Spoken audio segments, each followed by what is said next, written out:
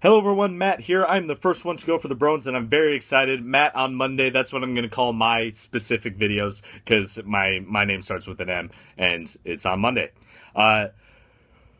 Most of our questions, I believe, are going to talk about music and sports. If that changes along the line, that's fine, but that's sort of what we discussed the first day. So my question to the rest of my group and to anyone watching this video is, should marching bands be mic'd? And I'm talking about specifically on the football field when there's a game going on.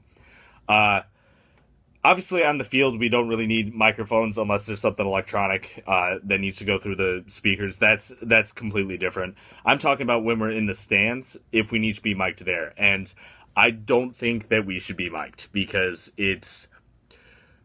you really don't get the right sound from it. Like, if we play something and the speakers come out half a second later, it sounds terrible and nobody wants to listen to that. So if that's the case, if you're micing it to the entire stadium, that it's bad. It's a terrible idea. Nobody should do that, honestly.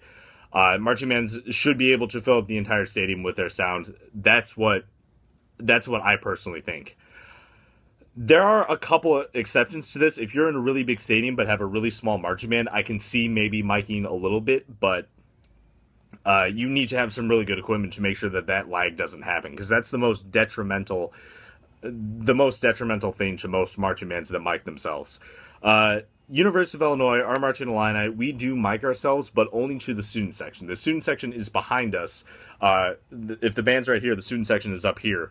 And we're all playing that way, and the student section back here can't really hear us. So we mic ourselves specifically to the student section, and that's okay. I mean, I would prefer not us to be mic'd, but if the student section can't really hear us, then what's the point? Because the marching band is supposed to hype up the student section, which we can't do if they can't hear us. So there are specific scenarios where I think that that's okay, but for the most part, if you're going to mic something throughout the entire stadium, don't. You should have a really good reason or really good equipment, because the student section should be able to hear you, the rest of the stadium should be able to hear you, but the marching band should be able to support itself. That's, for colleges, that's my total 100% opinion. For high schools, you either have a really big marching band like I did. I had a 200-member marching band, which is pretty big for a high school, or you have a pretty small one. Either way, depending on your football program, is also going to depend how big your stadium is. I had a relatively large stadium, nothing like Texas size, but Texas, everything's bigger in Texas.